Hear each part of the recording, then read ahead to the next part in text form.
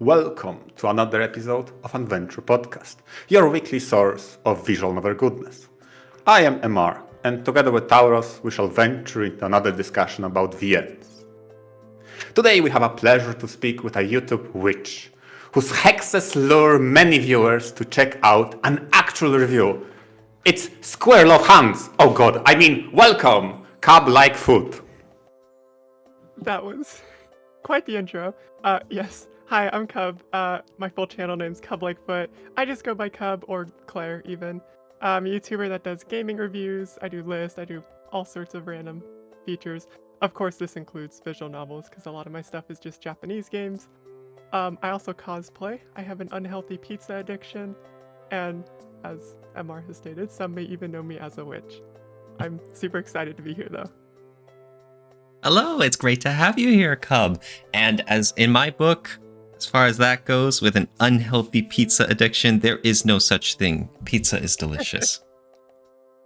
How did you get started as a YouTuber content creator? I think I started in like 2011 or 2012 making Lego videos. I'm not sure on the time frame, but I know it definitely was Lego videos. I made tutorials on how to build different things. Like I made like a Lego Mario, and then I was really into Call of Duty at the time, so I was making tutorials on how to build different Call of Duty weapons with Lego, which was a super fun period of my channel. But I basically went from that to doing Let's Plays, stuff like Happy Wheels or other random indie games, and then I guess 8 or so years later that kind of progressed into doing gaming reviews and eventually VN reviews. In fact, I think my first actual review was a VN review, and then that's where I am today. Oh, which VN was it? If I remember correctly, I think it's Space Live, which is a really bad VN published by Manga Gamer. Oh no. Oh, well, we all gotta start somewhere. I actually was pretty interested. You mentioned you started off as, gaming and Legos, and then you got into like those indie games like Hot Wheels. And what eventually led you down the path of getting into visual novels? And then I guess what even led you to your first review of that title in particular? Well, I was started on visual novels way before I started doing content on them. My first ever VN was the first Ace Attorney game for the DS, which I started playing on a whim just because I thought it'd be cool to be an attorney in a video game. And I had a copy of it on a flash cart, illegally, of course. I did end up buying it eventually, so I fixed that. But I played through the entire game. I was like, wait, this is kind of cool. And then from there, I got into some other VNs. I started reading. I really like Clannad. That's my all-time favorite VN. So I started reading VNs like that by Key, and then it kind of just went off from there. And eventually, I started playing these shorter VNs like Space Life, which is the first one I did a review for, and now I just cover all sorts of VNs. I know some titles like Ace Attorney or Danganronpa are a little contentious in some people's minds of whether or not they're truly visual novels. And to be honest, it's hard to look at them and say that they're, comparable to a traditional visual novel format like Clannad. But on the other hand, those kinds of titles have done such a great job bringing people into the whole visual novel scene. It's like for me as well, I got into the whole hobby sphere with Ace Attorney, with Danganronpa, with Zero Escape. And so there's a lot to be said, especially when you go from a jump like those to Clannad. Did the key work, and 50 hours long of the, Tale of Friendship, how different was that than what you were expecting of what you liked with something like Ace Attorney? Well, I was kind of already prepared because I've seen the Clannad anime, so I'm like, okay, this is a masterpiece. I know I'm probably going to like the game that it's based on, which of course I did. But I definitely agree with you that the gameplay VNs, I'm just so used to calling them VNs that I didn't realize that, of course, some fans are going to be like, oh, those aren't VNs. I consider them VNs, but they're just gameplay elements. I agree that they're a great starting place to get into VNs proper. I think the first proper VN I played was Katawa Shoujo, if you're familiar. So I've always been a fan of these sad, depressing VNs, and of course Clannad was shortly thereafter. Mm-hmm, mm-hmm. That's it's still pretty different from how you got into VNs though, MR, right? Oh, definitely. Although I have to say, probably have the same leniency when it comes to gameplay. I remember the recent review by you about the Cosmic Wheel Sisterhood. You barely mentioned the gameplay, but I understand it has integral part in that VN. Yeah, you can make like these tarot card things, and I think I mentioned it in the review like briefly, but Yeah. it's such a small. I guess it is a big part. I just didn't spend as much time just like messing around with that element because a lot of that is just, especially in that game, it's optional, whereas the story's like the main thing. Yeah, exactly. And I see you cover from time to time, what would you say it? An anime game with VN elements. For example, quite a lot of anime fighters you cover. So my origins, obviously, I need to remind everybody, is around BlazBlue. I didn't know I was playing something that has VN elements, so that was my first exposure, subliminal messaging, if you will. Aren't So BlazBlue games listed on VNTV? yes, Or at they least are. a couple of them. Yes, I think all of them. Yeah, it's close enough. Mm-hmm. Yeah, so I suppose, what's your stance when it comes to purity of gameplay and VNs, right? Because you said Ace Attorney, good jumping start, and you even said it's VN, even though there would be certain purists that would disagree with you. I'm very lenient on that definition. I'm not like, oh, this isn't a VN because it has gameplay. I think if most of the content is you reading, well, text in a visual novel format like Ace Attorney, then I think it's a VN. I think that would even classify some JRPGs as VNs. Like, I'm pretty sure VNDB lists something like Death End Request, or I don't think they had Fate Samurai Remnant on there, but I know they have some games that people would consider JRPGs, but because 80% of the game is VN stuff, I think that's a VN. Mm-hmm, mm-hmm. It's a very thin line of how much you do want to involve in something like VNDB and how, what should disqualify it. Kind of the always hardest part, even in my mind, is trying to figure out, like, is this just a game with a lot of text or is it a visual novel? And, I don't really have anything against gameplay in visual novels either. I mean, something like Little Busters, you've got that baseball mini game where they're practicing. I love that one. Oh, I love that one too. You could hit the ball around and you raise up your stats, and there's all the little cute interactions and scenes when you hit it to people. It's so cute. But some people really don't consider that, inherently a part of a visual novel. It should only be reading. And I don't think I want to go that far. I don't think it intrudes. But on the other hand, you've got games like the JRPGs you mentioned.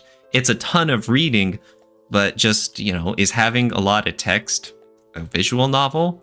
If you have like a JRPG that's relatively bare bones for dialogue and story, it's like, well, does that not make it a visual novel? It's all very vague, I think it becomes more of a measure of, is the JRPG stuff, like the battling and stuff, is that a supplement to the story? Like in something like Death End Request, I keep thinking is my first example here. Because in that case, you're reading and then it's like, oh, I have to actually play the game now, when it throws you back into the field or whatever. True. And speaking of something vague, as well as cub-like, please tell me, explain me, what makes a VN witchy? That's pretty easy. If it has witchy character, oh god, that's not a good explanation. If it has witches in it, which I'm pretty sure VNTV has an explicit tag for witch protagonist or something like that. If it has that tag, I would say it's witchy, but there's also some things where if it has like magic or like a darker aesthetic, that can also classify as witchy. That's a very vague definition as well. Yeah, that's why I asked for explanation from the expert, right? The expert. Well, I couldn't get a better expert right now, so I need to know which VN and which witch makes witchy VNs. Is BlazBlue witchy, or it's not witch enough? I wouldn't say BlazBlue is witchy enough. But it has Although, witches. and I know that's you make a very good point here. But you mentioned it's gotta have a witch protagonist, though. Well, it doesn't have to be a protagonist. It could be a supporting character. It's Mm. just I don't know. It's all Such a about vague those definition. vibes, right? Yeah, it's basically the vibe I get. Yeah. Okay, Are you a huge fan of witches? Yes, I would say I would self-describe myself as one because the stuff I do, or I literally have an altar in my room. So Oh, nice. But then you surely have the favorite. Which witch is the witchest? in a visual novel or just in general. Yes. Yeah, how about both? In general, me, of course. In a Oh. visual novel, Of course, of course. I really like there's a VN, I think it's called The Witch's Love Diary. I'm fairly certain that's what it's called. But I did a review on it. Yes, The Witch's Love Diary. I really like the protagonist in that one. All the characters are witchy. That basically has the vibe I'm looking for. The Witch's Love Diary. Ooh, what's it about? If I remember correctly, it's just a rom-com where there's like the main girl has like a diary and she's like trying to I don't remember. I just know it's a fairly tropey rom-com that just has a very large witchy element to it. And it does it a bit better than other rom-coms. Oh, that's sweet. Okay. It's one of those. You see it and you know it's one of those rom-coms and you know what you're walking into and it delivers. Yeah, it delivered. It's a bit better than other rom-coms because it doesn't have a bunch of fluff and filler. And I'm super like particular about those types of rom-coms. So even if you exclude the witchy elements, it's still a good game. I think I even read that one. Oh my god. The Love Diary. Was it in school and you had tests you needed to solve with certain spells? I think so. This has been Yeah, so because- long since I've read this. Yeah, it was. If it's the same title I was thinking of, it was pretty interesting. Very. Oh, you know what? It was very witch-like. I'll give you that. Especially In the the ending. title. Yeah, and I ended with a demon. Okay, the demon boy got me. Okay, that was very witchy. Okay, and me. So to finalize this arc of questions. And this is something that is very important, coming from Poland. Is Witcher a witchy title? Yes, Oh, that's it a has very a coven of witches. That's true. It does. It is a very witchy series. It's a very good series. I'll give it that. Okay. And of course, it's in the title. The Witcher. True. True. Yep. I was going to ask you, and you might have already given us the answer. Do you have a favorite genre in visual novels or other works? In visual novels, I think the term is utsuge. Whichever the one, I think it's utsuge. The depressing game. Anything that makes me depressed is my favorite. Oh yeah, the ones that really serve up the drama and tug at your heartstrings and make you cry. I think there's a difference though between like something like a nakige, which is like a crying game like Clannad, which is my favorite VN, but then there's like an utsuge where you're still crying, but it's more dark and depressing, and there's no like happy ending or whatever. I just anything that can keep me in a depressed state of mind, I find enjoyable for some reason. Maybe I'm a masochist. I don't know. Are there any VNs or any titles you've read recently you could tell us about, like that are really maybe exemplary of the kind of utsuge you're looking for? That I read recently? I feel like most of what I read is rom-coms because that's most of what comes out. The first thing I think of when I think of like a proper utsuge is oh god, it's this VN with this angel. She falls out of the sky. She plays guitar. Oh, help me out here. Is it Bokuten? Yes, Bokuten. Mhm. That's a great example. Oh, interesting.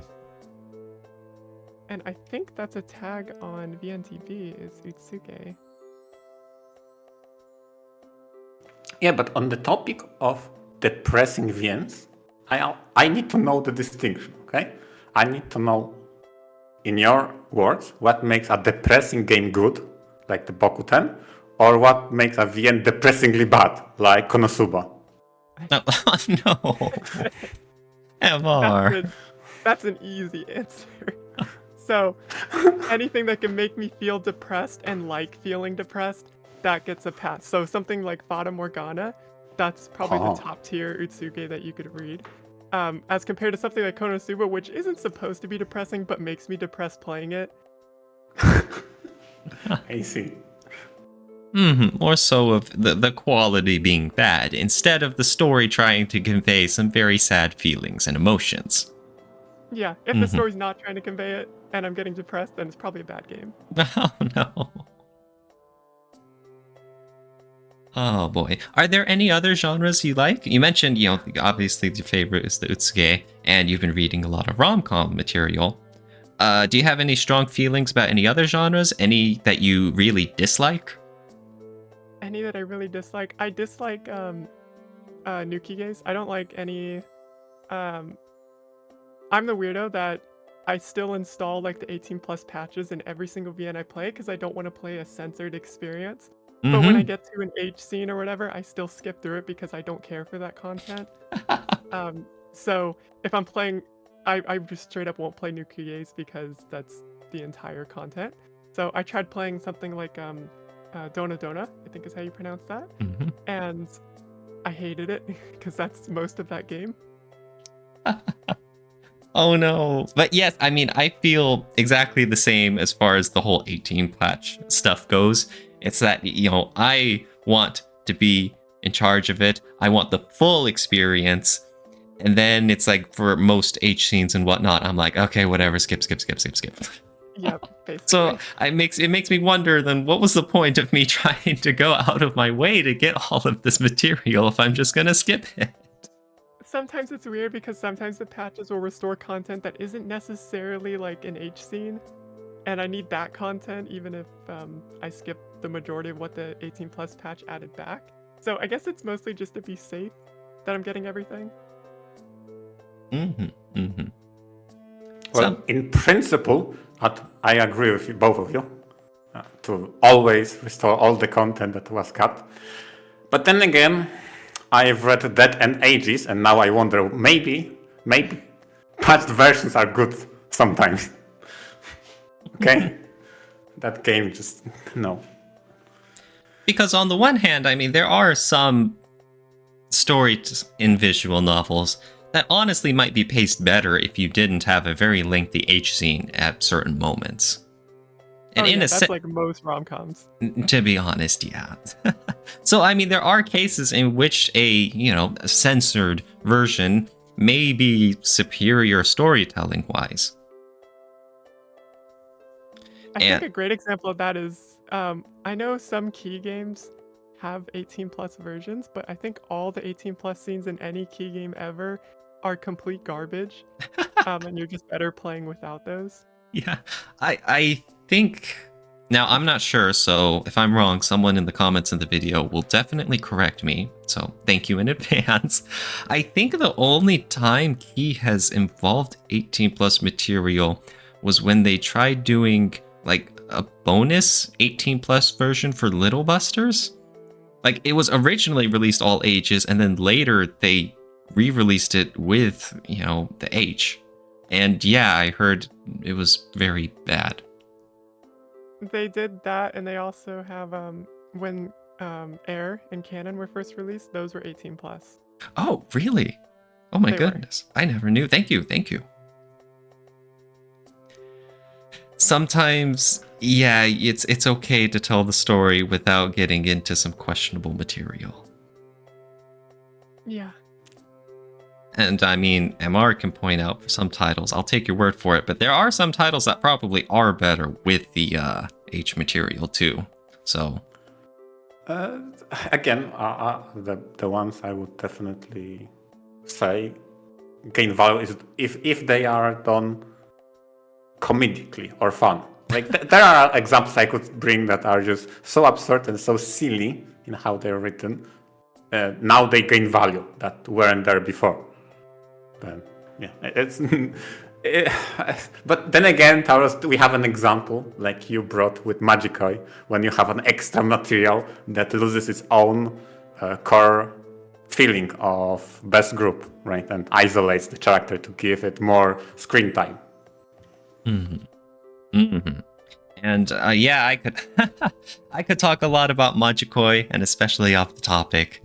But to get things back derailed onto our honored guest here, I noticed for a lot of your channel, you have certain like keywords you use. There's some like actual reviews and quick reviews.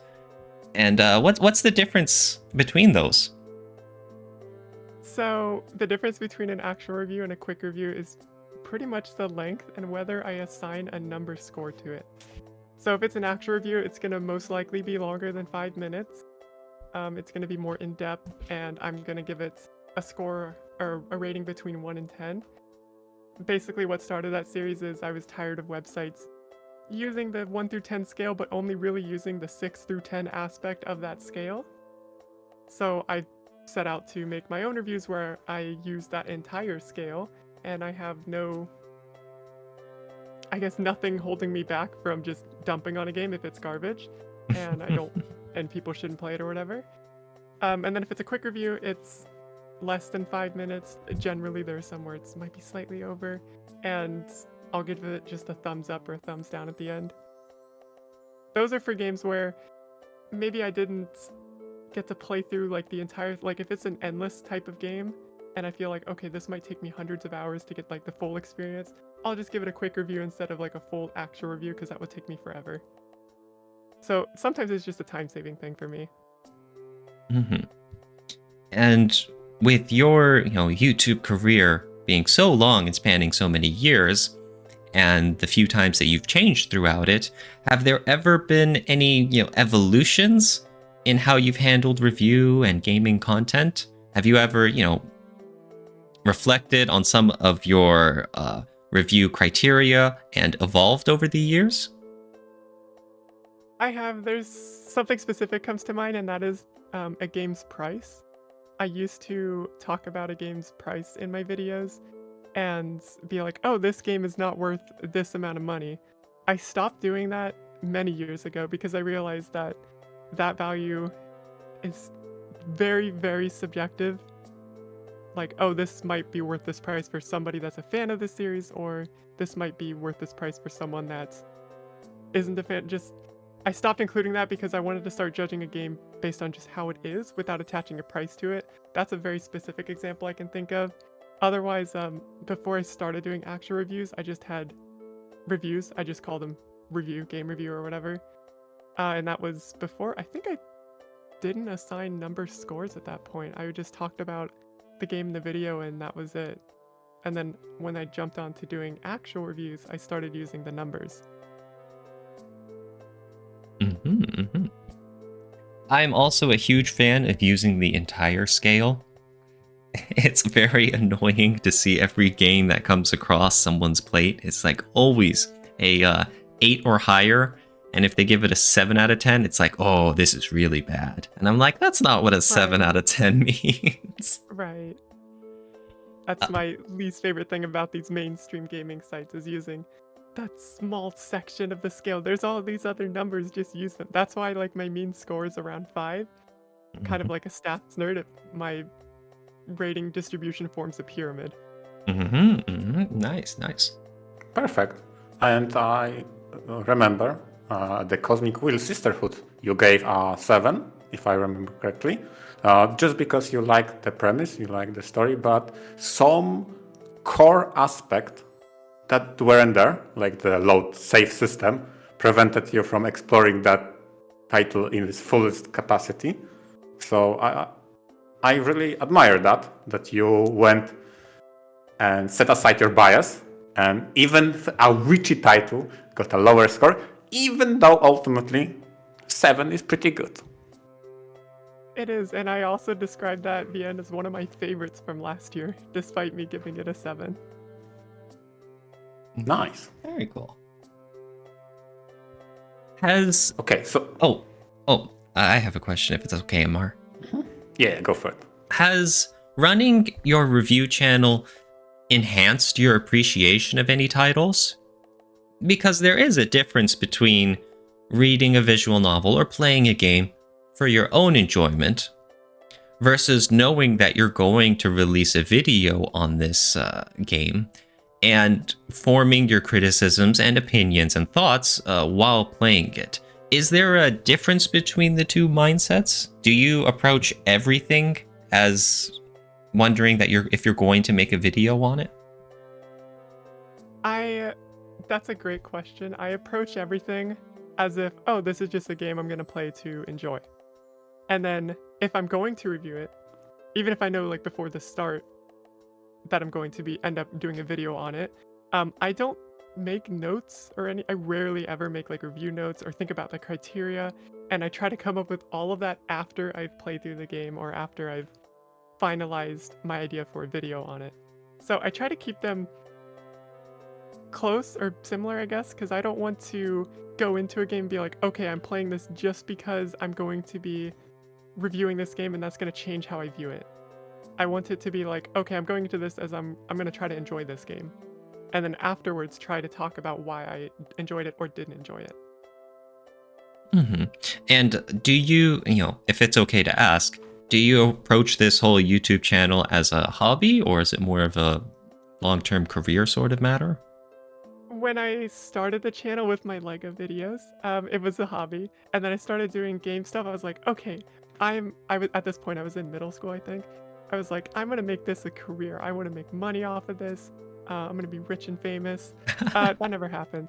So, but that's the dream. Yeah. It is the dream. Keep chasing it. It carried me through middle school, high school.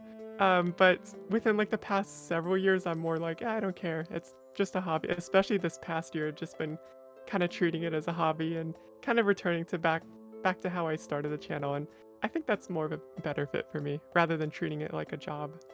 Because that definitely affects your outlook and your approach. Where you mentioned, you want to approach these visual novels and games for the enjoyment first, and then you decide later, and how you don't necessarily keep the notes while you're playing it.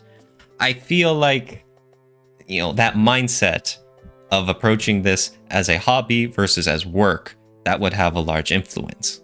And so, it's good. It's great to hear that, it's working out well for you and you're having fun and you're getting a lot of success out of it. The success part is debatable. Oh no, totally.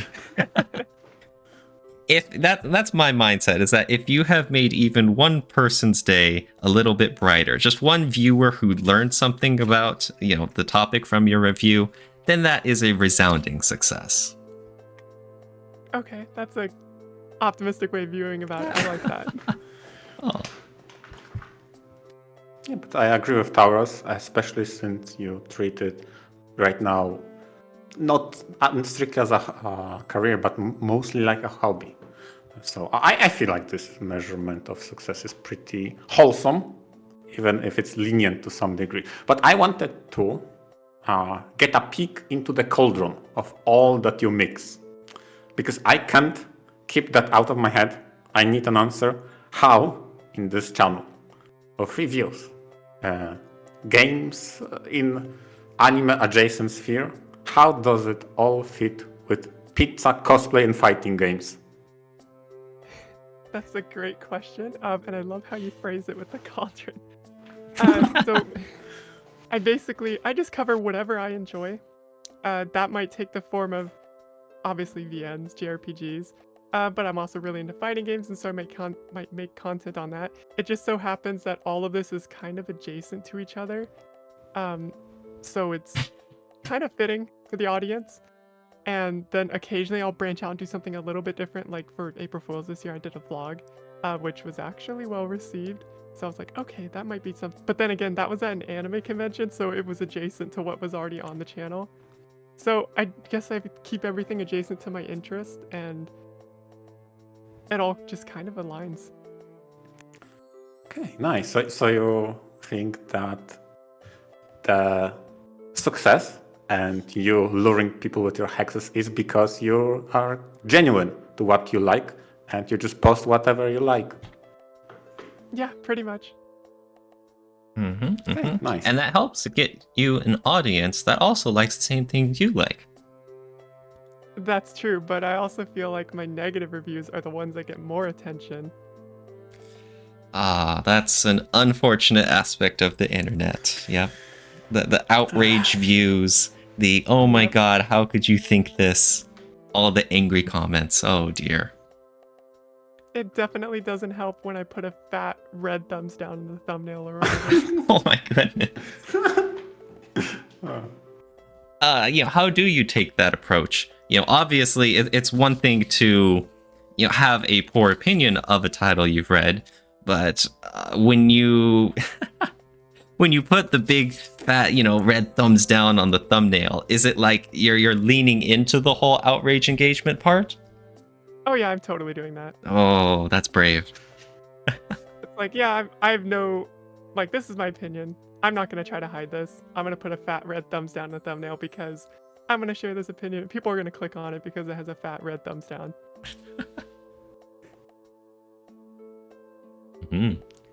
Then, let's see. This might be the last question we have for today. Can you tell us some more about your profile picture? So, it's a dongo from Clannad. The Clannad ending theme in the anime is Dongo Daikazuku. Daikazuku. How do you pronounce that? It means big dongo family. And Oh. they're like these little cute little dongos, which is a type of I wouldn't say a dessert in Japan. It's like a snack. It's I don't know exactly what they're made of. And I've been to Japan and I'd never sampled any dongos. Maybe because that would be evil to eat dongos. Oh no. I resent them so much. But yeah, I really like Clannad, so I was like, I'm gonna make a dongo my profile picture. Originally, I had a top hat on it because top hats were, they still are one of my favorite hats. I love them. But then I swapped it to a witch hat because I wear a witch hat in daily life, so it kind of represents me more to have the dongo wearing a witch hat. And that's basically where that came from. My friend messaged me on Discord and had this new profile picture with a dongo and a witch hat and was like, this is your profile picture now. And I was like, okay, I'll take it. And then I had her, asked her if she could do my channel art, and she ended up doing that for me. And now I got this whole dongo with witch hat aesthetic thing going on, and I love it. Oh, that's great. Oh, what a sweet friend. Yeah. She's great. I love her. I took her out to dinner as thank you. Aw. Because yes, that has a lot of style. It's super cute, and then it's got the witch hat too, so it's like, oh, that's your own personal flair added to it. Yeah, perfect. Wow. You have any other questions, Amar? No, I think that's pretty much it. So, with that being said, thank you very much. It was a pleasure talking with you. It was a long time coming. It was really cool. Anything you'd like to Yeah. say to the viewers? Yeah, it took you guys a whole 99 episodes to get me here. Wow. Oh no. Oh my god. I know, but thank you for having me. Yeah, super cool. Thank you again, and thank you to all the listeners tuning in. Venture out. Venture out. Venture out. Awesome.